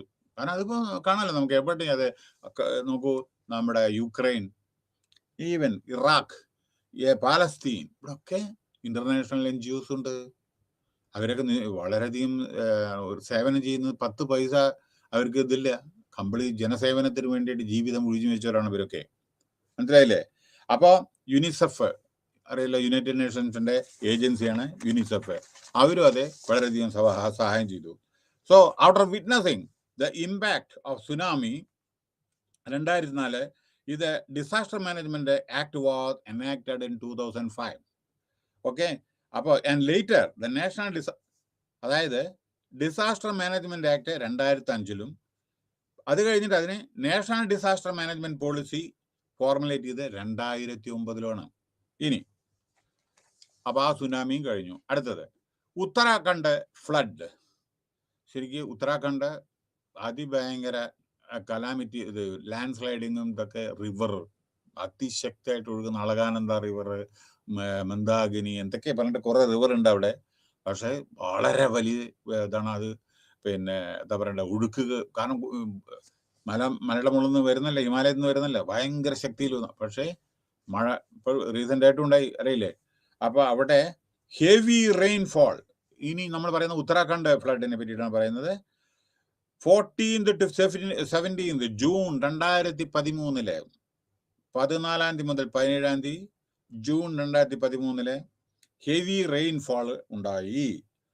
375% കൂടുതൽ. നോർമൽ മൺസൂണിനെക്കാളും 375% കൂടുതൽ. മനസ്സിലായില്ലേ? അതായത് സാധാരണ 71.3 മില്ലിമീറ്റർ ആണ് സാധാരണ മഴ അവിടെ പതിവ്. പക്ഷേ 385.1 ആയി അന്ന്. ഏത് 18ാം തീയതി 18/6/2013 71.3 സാധാരണ. അത് 385.1. അപ്പൊ 375% കൂടുതൽ. പിന്നെ 5 ഡിസ്ട്രിക്ട്, ഉത്തരാഖണ്ഡ് അധികം ഡിസ്ട്രിക്റ്റിൽ അറിയില്ല, ചെറിയ ന്യൂലി ക്രിയേറ്റഡ് സ്റ്റേറ്റ് ആണ്, അറിയില്ലേ? അപ്പോ അതിൽ 5 ഡിസ്ട്രിക്റ്റ് പറഞ്ഞാൽ അത് പോയി അഫക്റ്റഡ് ആയി. 5 ഡിസ്ട്രിക്ട് ഉത്തരാഖണ്ഡില് ഈ ഫ്ലഡ് നിമിത്തം അവിടെ ലാൻഡ് സ്ലൈഡ് കൊണ്ടാവും കേട്ടോ. റോഡൊക്കെ ബ്ലോക്ക് ആവും. അപ്പോ 169 ആള് മരിച്ചു. ഇനിയാണ് ഞാൻ പറയാൻ വന്ന ചില കാര്യങ്ങൾ. നോക്കോളൂ, ഇതെല്ലാം ബാധകമാണ്. 169 പേര് ഈ ദിവസം മരിച്ചു. ഇനി 4021 ആളുകള് മിസ്സിംഗ് ആണ്. അതായത് പ്രസ്യൂംഡ് ടു ബി ഡെഡ്. കാരണം വെള്ളത്തിൽ ഒഴിച്ചു കൊണ്ടുപോയി ഡെഡ് ബോഡി കിട്ടിയത് കൗണ്ട് ചെയ്യൂ. അപ്പോ ഇന്നും കണക്കില് 4021 ആളുകള് മിസ്സിംഗ് ആണ്. മിസ്സിംഗ് പറഞ്ഞ ആളില്ല തന്നെ. അപ്പം അത് ഒഴിച്ചുകൊണ്ട് താഴത്തെ ഗംഗാനദി മറ്റേതൊക്കെയാണ് പോയാൽ കിട്ടുമോ? ബംഗാളിൽ എത്തും 1 മിനിറ്റ് കൊണ്ട്. അപ്പോ പിന്നെ 4021 ആളുകളെ മിസ്സിംഗ് ആണ്. പ്രസ്യൂംഡ് ടു ബി ഡെഡ്, മരിച്ചു എന്ന് കണക്ക്. എന്നാ നടന്ന് 2013. ഇനി ജീവിച്ചു വരില്ലല്ലോ. ഓക്കെ. പിന്നെ അഥവാ എവിടെയെങ്കിലും ജീവിക്കണമെങ്കിൽ തിരിച്ചു വരുമല്ലോ, അല്ലെങ്കിൽ എന്തെങ്കിലും ഗവൺമെന്റിനെ അപ്രോച്ച് ചെയ്യുമല്ലോ. അപ്പോ അടുത്തത് റോഡ് വളരെയധികം അഫക്റ്റ് ചെയ്തു, ഡാമേജ് ആയി. 450 പ്ലേസിലെ റോഡെല്ലാം പൊട്ടിപ്പൊളിഞ്ഞു. Huge traffic jam. ഏറ്റവും വലിയ പ്രശ്നം അവിടെ എന്താണെന്ന് അറിയാം? ശിവന്റെ ടെമ്പിള്, ഗുരുദ്വാര, അതെന്ന് വിസിറ്റ് ചെയ്യാൻ വേണ്ടി ആളുകൾ പോകും അവിടെ. ഉത്തരാഖണ്ഡിലെ കേദാർനാഥ്, ബദ്രിനാഥ് കേട്ടിട്ടില്ലേ? 6 മാസം മഞ്ഞ്. ബദ്രിനാഥ് ക്ഷേത്രം 6 മാസമേ തുറക്കൂ. 6 മാസം മഞ്ഞിന്റെ അടിയിലായിരിക്കുക. അപ്പോ ഇത്തരത്തിലുള്ള ഗുരുദ്വാര ഉണ്ട് അവിടെ സിഖുകാരുടെ. അപ്പൊ അവരൊക്കെ വിസിറ്റ് ചെയ്യണ ഇതാണ് അവിടെ. അപ്പൊ 12,000 പിൽഗ്രീംസ് അവിടെ കിടന്നു. എവിടേക്കും പോകാൻ പറ്റണ്ടേ. 12,000 എന്ന് വെച്ചാൽ 15,000 പിടിച്ചോളൂ. അങ്ങോട്ടും പോകാൻ പറ്റില്ല, ഇങ്ങോട്ടും പറ്റില്ല. റോഡില്ല, വാഹനം അപ്പുറത്തും ഇല്ല, ഇപ്പുറത്തും ഇല്ല. റോഡിന്റെ ഈ വശമില്ല, ഈ വശമില്ല. എവിടെ എത്ര സ്ഥലത്താ? 450 സ്ഥലത്തിലാണ് റോഡ് പൊളിഞ്ഞു, റോഡന്നെ ഒലിച്ചു പോയത്. ഞാൻ കണ്ടിട്ടുണ്ട്. ഋഷികേശ് ആൻഡ് ഹരിദ്വാർ എന്റെ മുമ്പിൽ വെച്ചിട്ട് ഞങ്ങളുടെ ബസ് എത്തണതിന്റെ മുമ്പിൽ കിടന്ന റോഡ് ഒലിച്ചു പോയി. അവിടെ പെട്ടെന്ന് സഡൻ ബ്രേക്ക് ഇട്ടിട്ട് ഇപ്പുറത്ത് നിർത്തി ബസ്. മുമ്പിലുള്ള പാലം ഒലിച്ചു പോയി.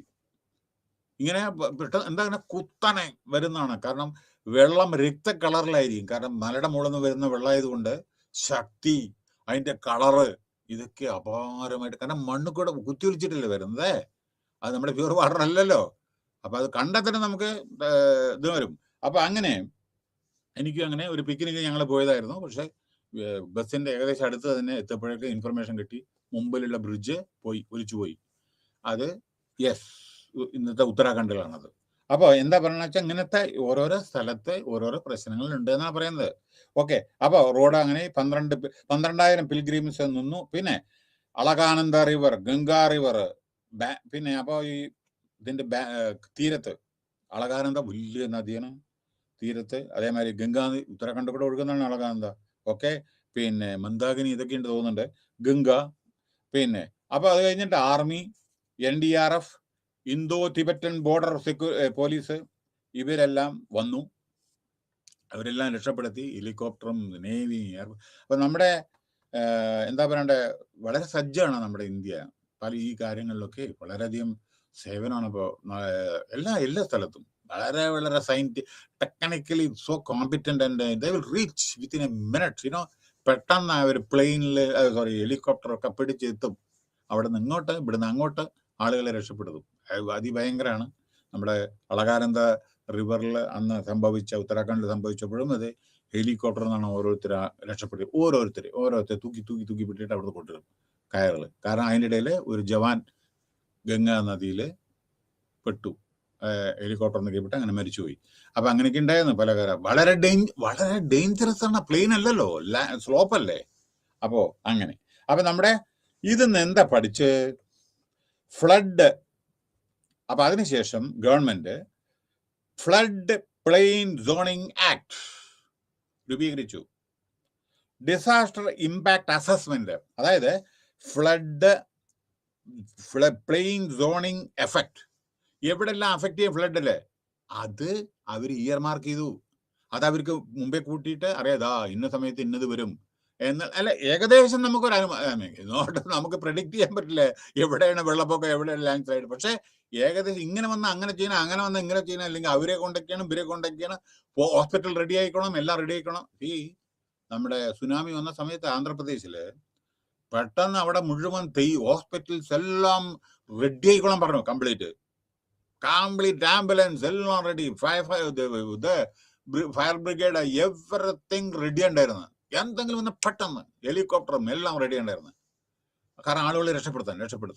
അപ്പൊ നമ്മുടെ വളരെ പിന്നെ ഇപ്പോഴത്തെ സയന്റിഫിക് പല വിധത്തിലും നമുക്ക് മെട്രോളജിക്കൽ ഡിപ്പാർട്ട്മെന്റിലൊക്കെ വളരെയധികം പുതിയ സയന്റിഫിക് എക്യുപ്മെന്റ്സ് ആണ് നമുക്കിത് കണ്ടുപിടിക്കാനും പെട്ടെന്ന് പറ്റും. എവിടെന്നാ തിരമാല, എവിടുന്ന് ഉടലെടുത്തു, പെട്ടെന്ന് അവർ കണ്ടുപിടിക്കാൻ പറ്റും. അതെല്ലാം മുൻകൂട്ടി ഫിഷർമാൻ മീൻ പിടിക്കാൻ പോകരുത്. മഴ പെയ്യും, കാറ്റ് വീശും, ഇത്രയായിരിക്കും, ഇത്ര മില്ലിമീറ്റർ വെള്ളം ഇത് വരും, നദി കരകവിഞ്ഞൊഴുകും, കടല് വേലിയേറ്റം ഉണ്ടാവും. ഇതൊക്കെ അവർ പ്രൊഡിക്ട് ചെയ്യുന്നില്ലേ? അത് നമുക്ക് വാണിംഗ് അല്ലേ? ഓക്കെ, നൗ അപ്പൊ ഇതുകൊണ്ട് നമ്മുടെ പിന്നെ വേറെ ഒരു ഇത് നമ്മുടെ പ്ലാനിങ്ങിലെ സമയത്ത് വീക്കായിട്ടുള്ള ഏരിയ ഏതൊക്കെയാണ് എന്ന് അതും കണ്ടുപിടിക്കാൻ വേണ്ടിയിട്ട് ഇവർക്ക് സാധിക്കും. അതായത് നമ്മുടെ ചില ഏരിയ ഉണ്ടല്ലോ, ആ ഏരിയ ചിലപ്പോൾ ഇപ്പോഴും വീക്ക് എന്ന് പറഞ്ഞാൽ എന്താണ്, ചിലപ്പോൾ ഇതേമാതിരിയുള്ള ഡിസാസ്റ്റർ പ്രോൺ ഏരിയാസ് ഉണ്ട്, അത് ഐഡന്റിഫൈ ചെയ്യുക. അല്ലെങ്കിൽ അവിടുത്തെ ആളുകളെ മാറ്റി താമസിപ്പിക്കുക. അങ്ങനെ വരുന്ന സമയത്ത്, മഴയൊക്കെ വരുന്ന സമയത്ത് അവരെ മാറി വേറെ തൽക്കാലം വേറെ ഷെൽട്ടറും മറ്റേതെല്ലാം കൊടുത്തിട്ട് സ്കൂള് ബിൽഡിങ് ഇതൊക്കെ ഇല്ലേ, അവിടെ കൊണ്ടു നിർത്തുക, താമസിപ്പിക്കുക. അപ്പോ പിന്നെ പ്രധാനപ്പെട്ട ഒരു കാര്യം, മലയുടെ മുകളിൽ നിന്ന് വീക്ക് റോക്ക്, കല്ല്, മലയുടെ മുകളിൽ നിന്ന് കല്ലുകൾ വീഴും. അപ്പൊ അത് വീഴാൻ പോകുന്ന കല്ലുകൾ നിങ്ങൾ കൊങ്കൺ റെയിലിൽ കണ്ടിട്ടുണ്ടോ? തുരങ്കം ഉള്ളിൽ കൂടെ അല്ലേ, പാറ തുളച്ചിട്ടല്ലേ നമ്മുടെ ഇത് പോകുന്നത്. അപ്പോൾ പക്ഷേ മുകളിൽ നിങ്ങളുടെ ട്രാക്കിലേക്ക്, റെയിൽവേ ട്രാക്കിൽ വരാതിരിക്കാൻ വേണ്ടിയിട്ട് അവിടെ പല തടസ്സങ്ങളും അവിടെ നമ്മൾ ഉണ്ടാക്കിയിട്ടുണ്ട്, മനസ്സിലായില്ലേ? അപ്പൊ അതേ പ്രകാരം വീക്കായിട്ടുള്ള റോക്ക് അതൊക്കെ നമ്മൾ കണ്ടുപിടിച്ച് അതിനെ നമ്മൾ മെയിൻറ്റെയിൻ ചെയ്യണത്. പിന്നെ വേറൊന്ന്, emerging communication plays a vital role. പെട്ടെന്ന് കമ്മ്യൂണിക്കേഷൻ ആണ് ഇത് ചെയ്യേണ്ടത്. കാരണം അല്ലെങ്കിൽ ആളുകൾ പേടിക്കും. കാരണം നോക്കിപ്പോ ഉത്തരാഖണ്ഡിൽ നടന്ന, കേരളത്തിലെ ആളുകൾ ഉത്തരാഖണ്ഡിലില്ലേ, തമിഴ്നാട്ടിലെ ആളുകൾ ഉത്തരാഖണ്ഡിലില്ലേ, അയ്യോ എൻ്റെ കുട്ടിക്ക് അല്ലെങ്കിൽ എൻ്റെ ഭർത്താവിന് എന്ത് പറ്റി, അല്ലെങ്കിൽ ബ്രദർക്ക് എന്ത് പറ്റി, അല്ലെങ്കിൽ സിസ്റ്റർക്ക് എന്ത് പറ്റി. അപ്പൊ കമ്മ്യൂണിക്കേഷൻ അല്ലെങ്കിൽ എന്ത് ചെയ്യും? ഒന്നും ഒരു പിടുത്തം കിട്ടില്ല. അപ്പൊ കമ്മ്യൂണിക്കേഷനാണ് പെട്ടെന്ന് റിസ്റ്റോർ ചെയ്യേണ്ടത്. കാരണം പോലീസ് എങ്ങനെ കമ്മ്യൂണിക്കേറ്റ് ചെയ്യുക, ആർമി എങ്ങനെ കമ്മ്യൂണിക്കേറ്റ് ചെയ്യണം? ആർമിക്ക് ഓഫ് കോഴ്സ് അവർക്ക് അവരുടേതായ ചില ഇതുണ്ട്, അതല്ല പറയുന്നത്. പക്ഷെ സാധാരണ മറ്റുള്ള കമ്മ്യൂണിക്കേഷൻ എന്ത് ചെയ്യും? ആളുകൾ എവിടെയാണ് എങ്ങനെ തിരിച്ചറിയുക, ഏത് ക്യാമ്പിലാണെന്ന് എങ്ങനെ തിരിച്ചറിയുക, ആളുകൾ മരിച്ചിട്ട് എങ്ങനെ തിരിച്ചറിയുക, ഡെഡ് ബോഡി എവിടുന്ന് കളക്ട് ചെയ്യുക. അപ്പൊ കമ്മ്യൂണിക്കേഷൻ വേണ്ടേ? അതാണ് ഒന്ന്. പിന്നെ ഇവിടെ വേറെ കാര്യം, ഇൻവെസ്റ്റ്മെന്റ് വേണ്ടി വരും. അതേമാതിരി ബിൽഡിങ് ഇൻഫ്രാസ്ട്രക്ചർ രണ്ടാമത് ഉണ്ടാക്കണം, എമർജൻസി കമ്മ്യൂണിക്കേഷൻ വേണം. അതൊക്കെ ആർമിയാണ് ചെയ്യുന്നത്. എമർജൻസി പെട്ടെന്ന് അവര് അതിനുള്ള അറേഞ്ച്മെന്റില്ല. അവർക്കൊക്കെ അവർ ഇതിൽ എക്സ്പെർട്ട് ആണല്ലോ കംപ്ലീറ്റ്. ഓക്കെ, ഇനി അടുത്ത് പറയണത് എന്താ വെച്ചാൽ നോക്കിക്കോളൂ, ഈ tourism related development not allowed along with the river banks. അതായത് ഗംഗാ നദി, ബ്രഹ്മപുത്ര നദി, നിങ്ങൾക്കറിയില്ല, നദി കണ്ടാൽ തന്നെ നമുക്ക് ബോധം കെടും. കാരണം അത്ര വീതി കൂടിയ സ്ഥലങ്ങളുണ്ട്, മനസ്സിലായില്ലേ? ഈ ഗംഗാധരൊക്കെ അവന്റെ 4 പുറം നദി കാണാൻ വേണ്ടി ടൂറിസ്റ്റ് പോയിട്ടുണ്ടെങ്കിൽ ചില സമയത്ത് ഈ വെള്ളം എപ്പോഴാണ് വരിക എന്നറിയില്ല, മനസ്സിലായില്ലേ? അപ്പൊ ടൂറിസം അവിടെ പാടില്ല. കാരണം ഇത്തരത്തിലുള്ള സന്ദർഭങ്ങളിലോ ഒന്നും ആളുകളെ അല്ലെങ്കിൽ ഫോറിനേഴ്സിനെ അങ്ങോട്ട് എസ്പെഷ്യലി കോസ്റ്റൽ ഏരിയയില്, കാരണം മുങ്ങി മരിക്കുക, അവർക്ക് ഇത് കാണുമ്പോൾ അഴകായിരിക്കും. എന്താ പറയുക, ഇത്തരത്തിലുള്ള ഇപ്പൊ take the example Kerala and JNK. Kerala God's own country എന്നാണ് പറയുന്നത്. അതേമാതിരി നമ്മുടെ ജമ്മു കാശ്മീരിൽ അതേമാതിരി ബ്യൂട്ടിഫുൾ പ്ലേസ് ആണ്. അപ്പൊ ഇതൊക്കെ കാണാൻ ആളുകൾ പോകും. പക്ഷെ അവിടുത്തെ ഇതേമാതിരിയുള്ള കലാമിറ്റി അവിടെയുണ്ട്, അതേമാതിരി ചെനാബ്, അതേമാതിരിയുള്ള റിവറൊക്കെ ഉണ്ട്. അപ്പൊ അതിന്റെ അടുത്ത് പോകരുത്. കാരണം വെള്ളം എന്താ പ്രത്യേകത അറിയോ? ഈ വെള്ളം നമ്മൾ കാണുന്ന മാതിരി ആയിരിക്കില്ല, പെട്ടെന്ന് പൊങ്ങും. എന്താ കാരണം വെച്ചാൽ ഹിമാലയം നിന്ന് ഉത്ഭവിക്കുന്ന നദികളാണ്. മഴയത്തും അതേമാതിരി വേനൽക്കാലത്ത് മഞ്ഞുരുക്കിയിട്ട് വെള്ളമൊക്കെ ഉണ്ടാവും.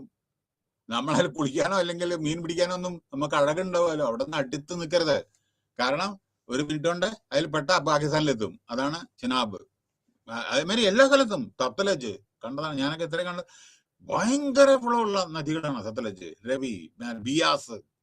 അപ്പൊ എന്താണ് വെച്ചാൽ tourism is not allowed along with the river banks. അതാണ് ശ്രദ്ധിക്കേണ്ടത്. റിവർ ബാങ്ക്സില് പാടില്ല ടൂറിസം. കാരണം വെള്ളം എപ്പോഴാണ് ഇങ്ങോട്ട് വരിക? കാരണം കടല ഇടുക്കം ചില സമയത്ത് ഈ ഇതുണ്ട്, നമ്മുടെ ഇങ്ങനെ കടലിലേക്ക് ഇങ്ങനെ പോയിക്കൊണ്ടിരിക്കും. അപ്പൊ നമ്മളവിടെ ടൂറിസം ടെന്റും കെട്ടിട്ട് ഇരുന്നാൽ എന്തായിരിക്കും, രാത്രി ചില സമയത്ത് വലിയേറ്റൊക്കെ ആണെന്ന് എന്താ ചെയ്യുക? അപ്പൊ അവിടെ വളരെ ഇവിടെ എന്താ പറയുന്നത് വെച്ചാൽ tourism related development not allowed along with river banks. ഇതൊക്കെ ഇതിന് ശേഷമാണ് എന്തൊക്കെ ആളുകൾക്ക് മനസ്സിലായി തുടങ്ങിയത്. അവിടെ പോയി എന്താ, അല്ലാണ്ട് അവിടെ റിസ്ക് എടുത്ത് പിന്നെ ഗവൺമെന്റ് ഇൻസ്ട്രക്ഷൻ പാലിച്ചേ പറ്റൂ. അതെന്താ അങ്ങനെ? ഞങ്ങൾക്ക് പൊക്കൂടെ എന്ന് പറഞ്ഞാൽ പോവാം, പക്ഷെ തിരിച്ചു വരില്ല എന്നുള്ളൂ. കാരണം ഒരു ഉദാഹരണം, മീൻ പിടിക്കാൻ പോവരുത്, വെള്ളം പൊങ്ങും, കൊടുങ്കാറ്റുണ്ടാവും, മഴ പെയ്യും എന്ന് മുക്കുവന് കൊടുത്തു വിചാരിക്കുക ഫിഷർമാൻ. ഓക്കെ, അതെന്താ ഗവൺമെന്റ് അങ്ങനെ പറഞ്ഞു? ഞങ്ങൾ എങ്ങനെ ജീവിക്കുക എന്ന് ചോദിച്ചാണ് പോയാൽ ചില സമയത്ത് ആ ബോട്ട് തിരിച്ചു വരില്ല. കാരണം ഇതാ കണ്ടല്ലേ എത്രയാണ് പൊങ്ങണ കര, അത് അടിച്ച് കീപ്പിട്ട് വേവ്സ്, മനസ്സിലായില്ലേ? എന്താ സംഭവിക്കുക നമുക്കറിയില്ല. അത് എന്ത് ഈ അണ്ടർഗ്രൗണ്ട് ബലത്ത് മറ്റേ പല പ്രവർത്തന ഇതുണ്ട്. അതായത് ഇപ്പൊ ഈ റീസെന്റ് ആയിട്ട് തന്നെ ഞാൻ ഗുരുവായൂർ ടെമ്പിൾ കണ്ടു, ഒരു ബിൽഡിങ് അങ്ങനെ താണെ പോയി കീപ്പിട്ട് പോയിരുന്നു. അതേമാതിരി so many other places in Kochi also some time ബാക്കിനോ 4 നില ബിൽഡിങ് അങ്ങനെ കീപ്പിട്ട് വീണു.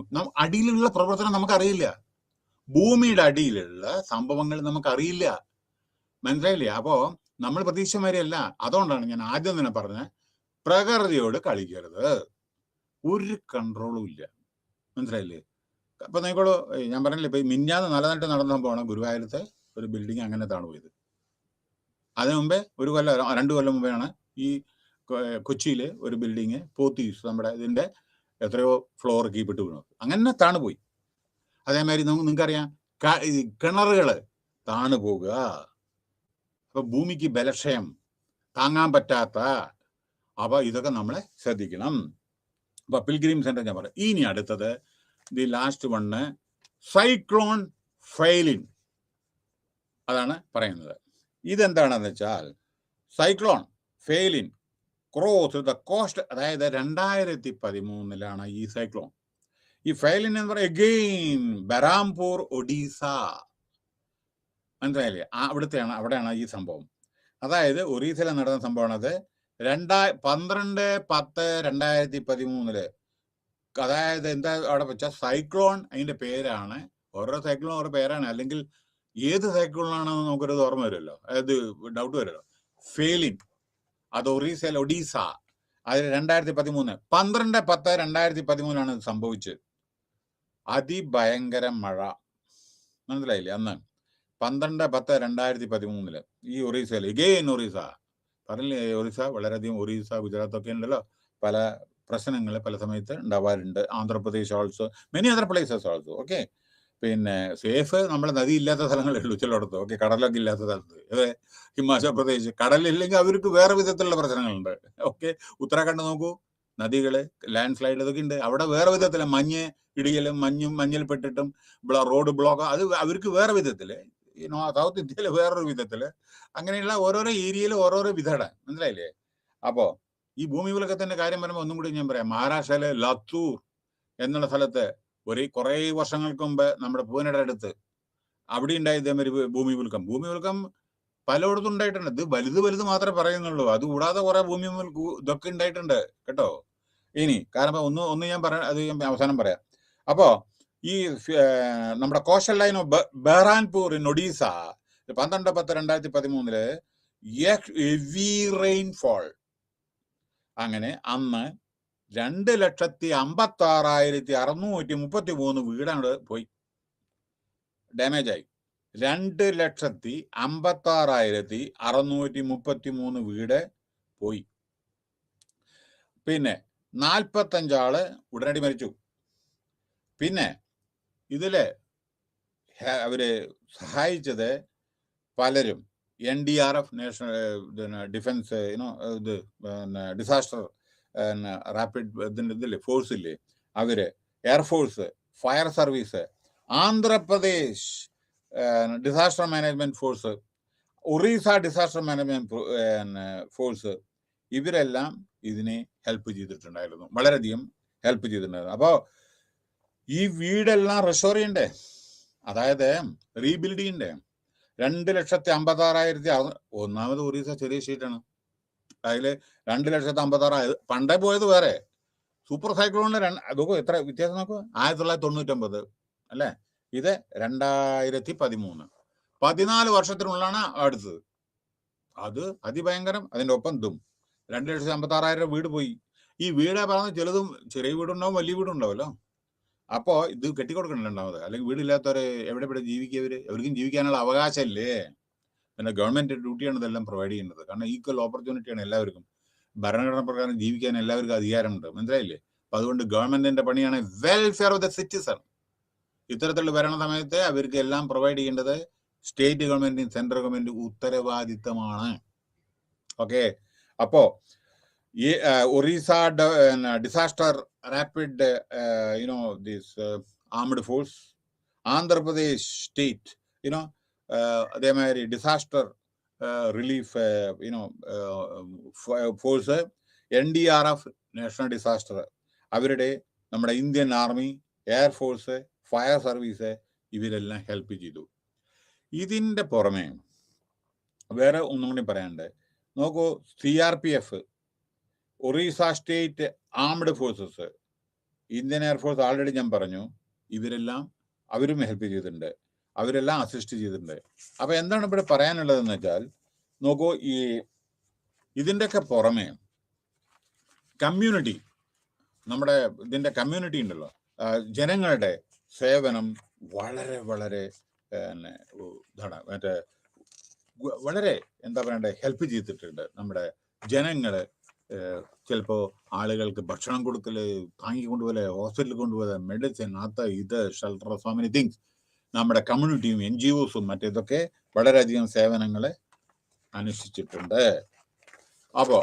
അപ്പൊ ഞാൻ ഒഡീസ സൂപ്പർ സൈക്ലോണിനെ പറ്റി പറഞ്ഞു, ഒഡീസ സ്റ്റേറ്റ് ഡിസാസ്റ്റർ മാനേജ്മെന്റിനെ പറ്റിയിട്ട് പറഞ്ഞു, അതായത് ഡിസാസ്റ്റർ മാനേജ്മെന്റ് അതോറിറ്റിയെ പറ്റിയിട്ട് പറഞ്ഞു, ഭുജ് എർത്തുക്വേക്കിനെ പറ്റിയിട്ട് പറഞ്ഞു, ഇന്ത്യൻ ഓഷ്യൻ സുനാമി, ഈ തമിഴ്നാട് എന്ന് വെച്ചാൽ പോണ്ടിച്ചേരി, അണ്ടമാൻ നിക്കോബാർ, കേരള, അതേമാതിരിയുള്ള മറ്റുള്ള അനവധി കൺട്രീസ് അത് അഫക്റ്റ് ചെയ്തിട്ടുണ്ടായിരുന്നു. അത് ജക്കാർത്തയിൽ, ഇന്തോനേഷ്യയിൽ വന്ന ഇതാണത്. അപ്പൊ ഇത് പിന്നെ ഉത്തരാഖണ്ഡ് ഫ്ലഡ്, സൈക്ലോൺ, അതും നമ്മുടെ ഒറീസയില്. അപ്പൊ ഇതിന്ന് എന്താ നിങ്ങൾക്ക് മനസ്സിലാവുന്നത്? അതായത് ഇതിന്ന് നമുക്ക് കുറെ പാഠം പഠിക്കാനുണ്ട്. കോസ്റ്റൽ ഏരിയയിൽ ജീവിക്കുന്ന ആളുകൾ എങ്ങനെ, ഇതിനെ പറ്റിയിട്ടൊക്കെയാണ് നമ്മൾ ശ്രദ്ധിക്കേണ്ടത്. അപ്പോൾ ഗവൺമെന്റ് എടുക്കുന്ന ഓരോരോ സ്റ്റെപ്പ് നമ്മളത് അപ്രീഷിയേറ്റ് ചെയ്യണം, അതേപ്രകാരം നമ്മൾ കാര്യങ്ങൾ ചെയ്യണം. അടുത്തത്, അപ്പൊ ഇവിടെ പറയാനുള്ള വേറൊരു കാര്യം, ഈ ദിസ് യൂണിറ്റ് കൺക്ലൂഷനിലെ has discuss the case study. ഓർക്കരുത്, ഇത് മാത്രമല്ല ഉള്ളൂ ഇന്ത്യയിൽ കേസ് സ്റ്റഡീസ്, അനവധി വേറെയുണ്ട്. അപ്പൊ ഇത് കുറച്ച് കേസ് സ്റ്റഡീസ് മാത്രമാണ് ഇപ്പൊ പറഞ്ഞത്, ഈ 4-5 അത്ര. അപ്പോൾ ഇത് മേജർ ഡിസാസ്റ്റർ ആണ്, മനസ്സിലായില്ലേ? Made huge impact. ഇത് എക്കണോമി എഫക്ട് ചെയ്യും. രാജ്യത്തിന്റെ പല ഭാഗത്തിലും നമുക്ക് നോക്കൂ, റെയിൽവേ കംപ്ലീറ്റ് അത് സ്റ്റോപ്പ് ചെയ്യും. അപ്പൊ അവരുടെ പൈസ പോയി. എയർവേസ്, എയറോപ്ലെയിൻ ഇറങ്ങാൻ പറ്റില്ല, അപ്പൊ അവരുടെ പോയി. അങ്ങനെ പലരും അഫക്റ്റഡ് ആണ്. ഇത് ജനങ്ങൾ മരണം മാത്രമല്ലല്ലോ, അപ്പൊ പലരുടെ ഇൻകം പോവല്ലോ, ഇൻഡസ്ട്രി പോവല്ലോ, അങ്ങനെ ജനങ്ങളുടെ ജീവിത കംപ്ലീറ്റ് ജോലി ഉണ്ടാവില്ല, അങ്ങനെ പല കാര്യങ്ങളുണ്ടാവില്ലേ. So there has been substantial loss of life. അനവധി മരണം, പോയ മരണം തിരിച്ചു കിട്ടുക.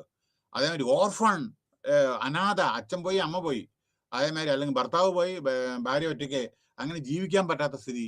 ആൻഡ് പ്രോപ്പർട്ടി, നിങ്ങളുടെ അഗ്രികൾച്ചർ പ്രോപ്പർട്ടി ആയിക്കോട്ടെ, വീടായിക്കോട്ടെ, പറമ്പായിക്കോട്ടെ, ഒക്കെ വെള്ളത്തിലും ഇതിലൊക്കെയാണ് പോകുന്നത്, മനസ്സിലായില്ലേ? അപ്പൊ അതായി. So these disasters were also responsible for the creation of Disaster Management Act. ഇത്തരത്തിലുള്ള ഡിസാസ്റ്റർ ആണ് നമ്മുടെ ഇന്ത്യയിലും പല സ്റ്റേറ്റുകളിലും ഡിസാസ്റ്റർ മാനേജ്മെന്റ് ആക്ട് പ്രകാരം നിലവിൽ വന്നിരിക്കണം. സെൻട്രൽ ഗവൺമെന്റിലുണ്ട്, സ്റ്റേറ്റ് ഗവൺമെന്റിലുണ്ട്. സെൻട്രൽ ഗവൺമെന്റിന്റെ ഇത് ഹോം മിനിസ്റ്ററുടെ കീഴിലാണ് വരുന്നത്, സ്റ്റേറ്റ് ഗവൺമെന്റിലുണ്ട്. അതിൽ ഓരോ സെപ്പറേറ്റ് ഫണ്ട്, ബഡ്ജറ്റ് അലൊക്കേഷൻ ഉണ്ട്. അങ്ങനെ disaster management policy, institutional structure നിലവിൽ വന്നു. And framework both at the national and state level. അപ്പൊ ഇതിന്ന് നമ്മൾ എന്താ പറയുന്നത്, സ്റ്റേറ്റിലും നാഷണലിലും സ്റ്റേറ്റിലും ഡിസ്ട്രിക്റ്റിലും നിലവിൽ വന്നു. ഗവൺമെന്റ് എപ്പോഴും ബഡ്ജറ്റ് പ്രസന്റ് ചെയ്യുന്ന സമയത്ത് ഇതിനൊക്കെ ഇയർമാർക്ക് ചെയ്യുന്നുണ്ട്. ഇത് കൂടാതെ നിങ്ങൾ വിചാരിക്കരുത് ഇത് മാത്രമല്ല കലാമിറ്റീസ്. നോക്കൂ, even some time 2018 in Kerala there was a big flood. All rivers were complete overflowing, complete lot of losses, so many things happen. പിന്നെ അതുകൊണ്ട് കേരള ഗവൺമെന്റ് ഇപ്പൊ റീബിൽഡിങ് ആക്ടിവിറ്റീസിലാണ്. അപ്പൊ അതുകൊണ്ട് അനവധി നാശനഷ്ടങ്ങൾ അന്നുണ്ടായിട്ടുണ്ട്, ഇനിയും വന്നേക്കാം. കാരണം ഇതെല്ലാം ഏത് സമയത്താണ് ഈ ഇത് വരിക, ഇത്തരത്തിലുള്ള നാച്ചുറൽ കലാമിറ്റി വരിക എന്ന് നമുക്കറിയാം. അപ്പോൾ നമുക്കിപ്പോൾ എന്താ ഈ പാഠം പഠിക്കാൻ പറ്റി, നമ്മൾ എങ്ങനെ പ്രിപ്പയർ ചെയ്യണം, ജനങ്ങൾക്ക് അവർക്ക് ബോധവൽക്കരണം ചെയ്യണം, അതിനുള്ള പ്രിക്കോഷൻ എടുത്തിട്ട് അവരെ അതിന് തയ്യാറാക്കണം. ഇതൊക്കെയാണ് നമ്മളെ ഇത്തരത്തിലുള്ള നാച്ചുറൽ ഡിസാസ്റ്ററിൽ നിന്ന് നമ്മൾ പഠിച്ചത്. Okay, thank you very much. This is the last session. Thank you very much.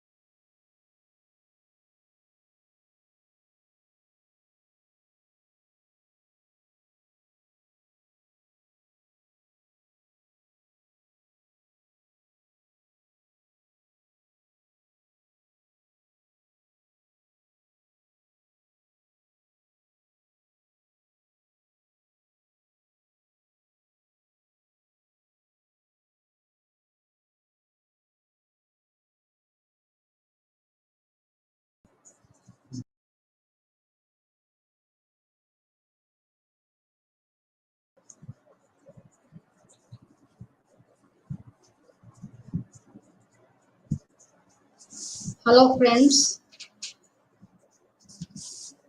आमे आज आपण मानकर जो बीपीएससी 103 पेपर अच्छी core 3 political theory concepts and debates से विषय रे आलोचना आरंभ करिबा।